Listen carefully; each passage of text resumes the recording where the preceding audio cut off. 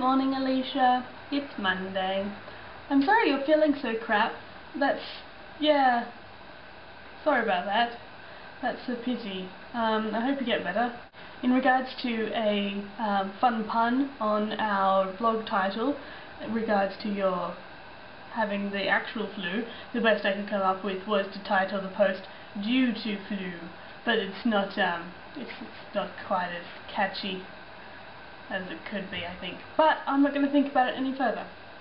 Last week I had no classes and other people had classes, so I was supposed to go to Venice, but then I didn't because people went without me and didn't tell me that they were going and what the plan was, so that didn't happen, but it's okay. I did other things. On Sunday I went on that trip to Parma that I said that I was going to do. That was nice. We saw this amazing, really old theatre, which actually was rebuilt after World War II, so it's not as old as it looks. They just rebuilt it to make it look really old. It's all made out of wood, and it's really awesome, and we got to hang out on the stage there, so that was pretty cool. And we've got a nice Duomo action, and we went to a restaurant, and I ate some freaking amazing pumpkin ravioli. It wasn't really ravioli, it was tortelli, but I don't know what tortelli is, and it looked like ravioli, so I'm going to call it pumpkin ravioli. It was so good! And I also had like a plate of like prosciutto and salami, because we were in Parma, and that's what they do there. And we also walked to another little piazza area, which happened to be having this weird sort of festival, which involved like a marching band, and then TV cameras, and people sitting at a table eating pasta in some sort of competition, and then like people dressed in medieval garb. It was very weird. We decided that we wanted to go back and look at other things that were where the theatre was that we went to before, so we broke off for a bit, and we looked at an archaeological museum, which would have been cooler if I knew what I was looking at, but there was, some old shit, which is nice. And then we found this amazing, really old library, which was so cool. We've got some more footage of that. And then we sort of legged it to the station in order to get home in time, and we did, and it was good.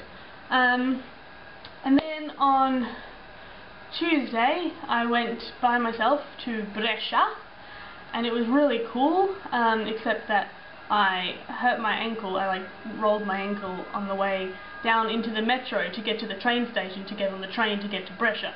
So right at the beginning of the trip, pretty much, I injured myself and didn't want to turn around and go home, so I sort of just hobbled around Brescia for 4 hours.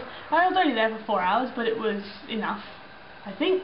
No offense, Brescia, because it was really nice. I climbed up this big hill to get to this castle, which was awesome. I didn't really know that there was a castle on a hill, but I was sort of like, oh, there's really good signage in Brescia for tourists. You sort of just walk around and like, oh, Castello that way, so you're like, alrighty, thank you. So I just followed the sign to the Castello and ended up looking down on this amazing view of the city. It was so nice. And super old and cool and creepy. There was this one really creepy tunnel that you're sort of just walking around, and then it's like, oh, how do I get to the next part? And you're like, oh, through that terrifying, dark, dank tunnel. Excellent, I'm looking forward to this. So that was fun. And then after the Castello, I went to they have two Duomi, in Brescia. They have the Duomo Vecchio, which means old cathedral, and Duomo Nuovo, which means new cathedral. And the new cathedral is actually built in the 1600s, so not that new, but newer than the old cathedral, which was built in the 1100s. Both of them were totally awesome. The old one is more interesting, obviously, because it's super old, and it was super old. And underneath it there was remnants of an even older church. There was this one room that was just pillars, and that's all. And you could go hang out in it in this really old room of pillars, and it was sort of really creepy and awesome. And also, there were not very many tourists in Brescia the whole time, and I sort of entered this cathedral, and I was pretty much the only tourist there. There was another guy that came in a little bit after me, and I sort of saw this like scuffling, and then suddenly a person was at the organ playing like that awesome organ music to sort of make the atmosphere nicer for us. It was really cool. I enjoyed that. And then the Duomo Nuovo is really cool. It's all like black and white, which is classy and nice, so I like that. And then I went for a search for the Roman ruins, because there's some Roman ruins in Brescia also, and there was Capitolinum and old theatre, Roman theatre.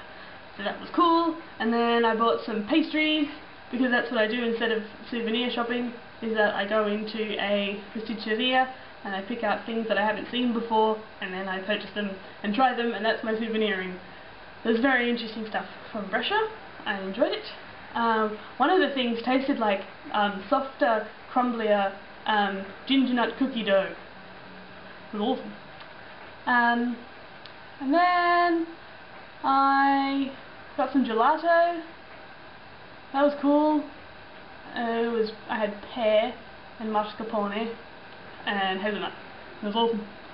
And I sort of just went for a walk. Took a long walk back to the train station. Then I had pizza at the train station for dinner, because I got there really early. And then I went home. And then my foot really hurt when I was going home. So, because I'd injured my ankle so badly, I pretty much was hobbling around the house all Wednesday, and then just sort of sitting with it propped up on Thursday as well.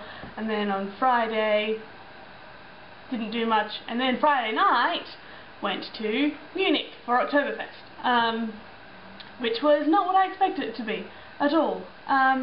Maybe if I'd gotten into one of the beer tents, it would have been what I imagined, but I didn't realise. It's like a giant, it's like a more of a carnival sort of atmosphere than I expected. I thought it would be like just beer tents, but there's like rides, like loads of awesome rides, and there's all these little places selling food and souvenirs, and the food was so interesting. I kept just buying more and being like, ooh, I would like that different sort of sausage in a bun. It was strange being in for the first time in a country whose language I didn't speak at all. I kept trying to order things in German by reading them, and then realising that I didn't speak German and everybody speaks English, so just speak English, Nicola. But I tried. It was good. I had a marshmallow thing, which I'm pretty sure was called a schmiss. That's what it sounded like when the lady told me. So it was a good schmiss. But yeah, we didn't actually manage to get into any of the beer tents because it was just so busy, and you had to wait outside for ages, and the people at the gates were mean and angry Germans. And we did manage to get into the outside tables of one of the beer tents, because they've got like tables outside that you don't have to wait in line for. They're free, you can just walk into them. And then the inside tents where things are fun and there's music and everything. But the outside tent was fun as well. We met lots of people, it was cool. I had a conversation about neighbours in Home and Away with a Swiss guy and an English guy. That was cool. I met a couple of Germans who were really nice. And lots of Italians. There were so many Italians. There was like more Italians than I've encountered in Italy. Not really, that's ridiculous. But they were all having a good time. And I did drink beer. I had a whole litre mug thing of it.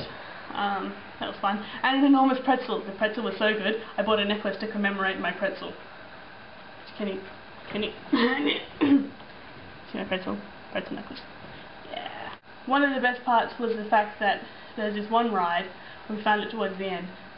There's this ride, it's like a conveyor belt sort of thing that goes up quite fast, and you have to get onto it, basically, and not fall over when you're getting onto this conveyor belt from standing, which is apparently quite difficult because so many people just fell on their asses, and it was really funny. And there was like 5 guys who whose job was to make sure people didn't die, basically.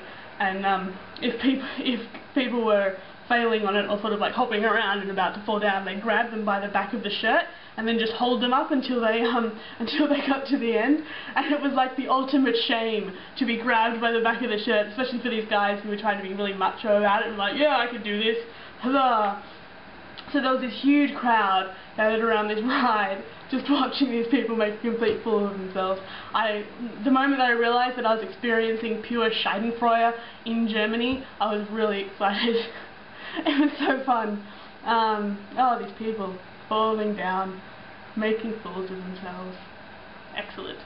So after you got there, you got to go down this really big slide, which was, I think, the point of the ride. But everyone was just enjoying watching people fail. So that was fun. Yeah, so I'm glad I went to Oktoberfest. It was definitely a different experience. Something new. At one point we all had a nap on a hill. That was fun.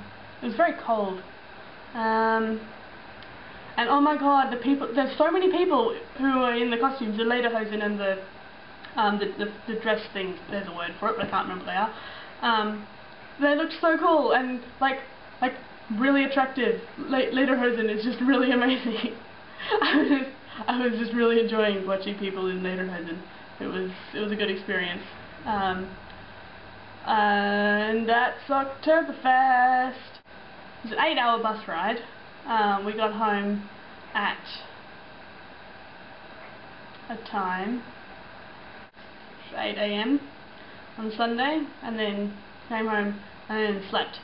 I woke up at 3, and then tried to sort out what I needed to do for today, and then bought tickets to England. I'm going to England on November 17th with Laura, my roommate, and Lindsay, another girl, and we're going to meet up with John and Kim. And I'm really excited, and we're going to watch Matilda, the musical. And actually it's called Matilda, a musical, because it's not an official musical, obviously.